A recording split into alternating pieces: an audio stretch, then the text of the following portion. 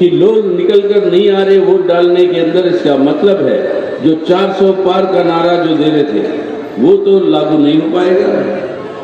अगर पिछली बार जो मिला है वो भी अगर उसका भी रक्षा करनी है तो बिना लोगों के बीच में फूट डालकर इस सांप्रदायिक ध्रुवीकरण को, ये कम्युनल पोलराइजेशन को और तेजी के साथ नहीं बढ़ाएंगे तो और चारा नहीं है उनके लिए जीत का।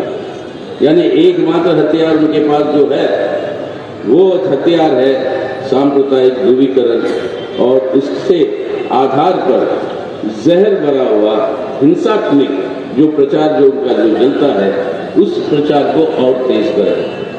यही एकमात्र उनके पास हथियार बचा हुआ है और उसी हथियार का प्रयोग आज जो है पूरी तरीके से किया जा रहा है पूरे देश में।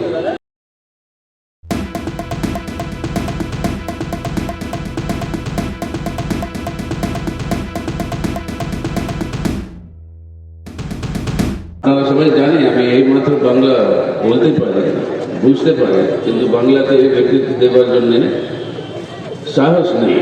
আর চৌধুরী সাহস নেই, তো যাদবপুরে এসে আর कोई উল্টা সিধা কিছু বলে দিই তো ওটাও ঠিক হবে না। তো তাই জন্য আপনার অনুমতি দিয়ে আমি হিন্দিতে বলবো। তো হিন্দি তো বুঝছেন তো আপনি সবাই?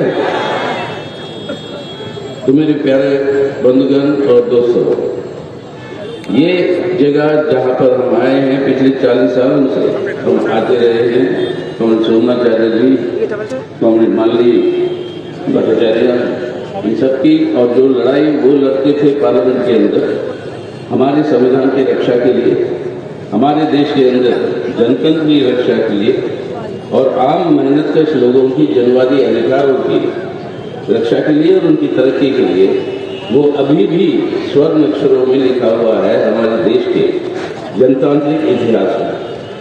तो यहाँ पर आपके बीच में आके बोलने में एक बड़ी सी गर्व महसूस होती है हमें, और मैं इसलिए ये बात कह रहा हूँ कि आज जिस तरीके के संकट हमारे देश के सामने हैं और जिस तरीके की समस्या हमारे देश के सामने है, इस तरीके से इतनी गहराई से कभी पेश नहीं आए हमारे आज़ादी के बाद। इसलिए आज इस चुनाव के अंदर ये कोई मामूली सी चुनाव नहीं है, हर चुनाव अहम होती है। हर चुनाव के चलते हुए नया सरकार आता है, लेकिन ये चुनाव के परिणाम तय करेंगे कि भारत एक धर्मनिरपेक्ष जनतंत्र का गणराज, एक सेक्युलर डेमोक्रेटिक रिपब्लिक का कैरेक्टर का चरित्र, वो चरित्र को हम बचा पाएंगे और संविधान को बचा पाएंगे कि नहीं।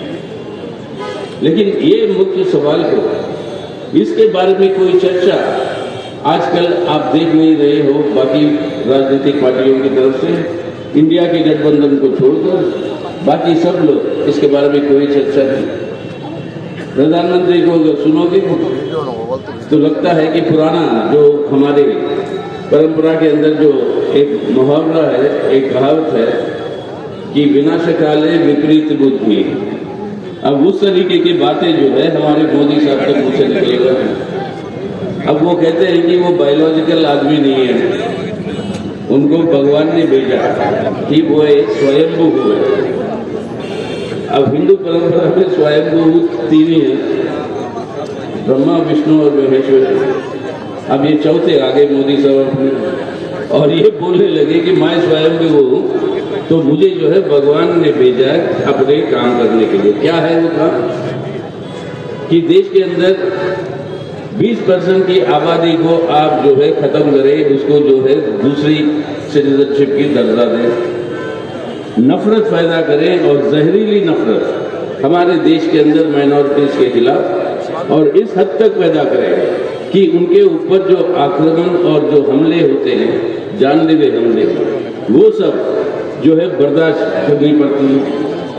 यानी इस तरीके का उनको दायित्व दिया है ईश्वर ने, जैसे वो कहते हैं कि मणिपुर के अंदर इतने महीनों से पूरा जल रहा, हमारे बहनों की इज्जत लूटी जा रही है, उनके ऊपर अत्याचार हो रहा है, एक शब्द अपने मुंह से नहीं निकलता इस प्रधानमंत्री का। वो क्या इंसानियत की रक्षा कर पाए? लेकिन उनके भी वक्त है जो कहते हैं कि महाप्रभु जगन्नाथ से जगन्नाथ महाप्रभु जो पुरी के अंदर है, वो जो है हमारे मोदी साहब के भक्त है। अब यहाँ तक पहुँच गया है पूरा चर्चा इस चुनाव के अंदर, जो असली बातें हैं उसके ऊपर, जो अहम बातें हैं जिसके ऊपर लोगों को निर्णय लेना है, उसके बारे में कोई चर्चा नहीं। असली सवाल क्या है? आज ये चुनौती क्यों है हमारे सामने? क्या हम अपनी धर्मनिरपेक्ष जनता का गणराज्य को बचा पाएंगे कि नहीं? ये चुनौती क्यों सामने आया? ये चुनौती सामने इसलिए आया कि पिछले 10 साल के अंदर जिस तरीके से ये मोदी सरकार ने हमारे देश के इस संवैधानिक ढांचे को जिस तरीके से बर्बाद करते हुए आ रहे हैं, अगर इसे अब नहीं बचा पाओगे आप, तब ये एक धर्मनिरपेक्ष जनतंत्र का गणराज्य जो है बचेगा नहीं। हमारे संविधान के 4 बुनियादी स्तंभ हैं और ये 4 स्तंभ को आप लेकर देख लीजिए, पिछले पलट कर पिछले 10 साल में उनके साथ क्या व्यवहार हुआ। पहला स्तंभ है आपके देश के अंदर एक धर्मनिरपेक्ष जनतंत्र का, सेक्युलर डेमोक्रेसी। दूसरा स्तंभ है आपका economic self sovereignty, economic self sufficiency नहीं, आर्थिक आत्मसंप्रभुता। संप्रभुता का मतलब है देश का जनता देश की संपत्ति के मालिक है, कोई सरकार इस पर इसका मालिक नहीं है, ना कोई पूंजीपति इसका मालिक है। संविधान कहता है कि मालिक आप और हम और इस देश की आवाम। तीसरा मुख्य स्तंभ वो है सामाजिक न्याय, सोशल जस्टिस।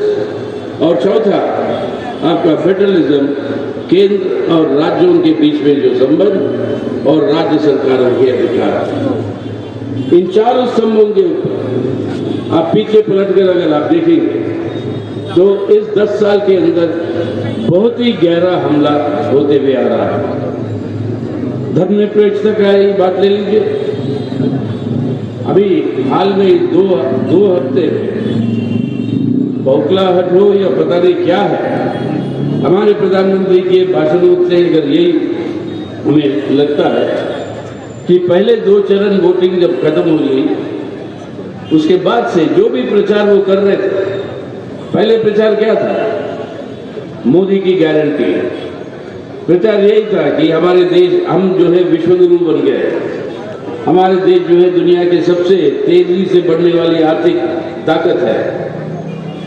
लेकिन ये 2 चरणों के बाद फौरन वो प्लेट बदल जाती है और जहरीली एक तनावपूर्ण, हिंसापूर्ण एक किस्म की भाषण शुरू हो जाता है हमारे देश के अल्पसंख्यकों के खिलाफ, खासतौर से मुसलमानों के खिलाफ। क्यों?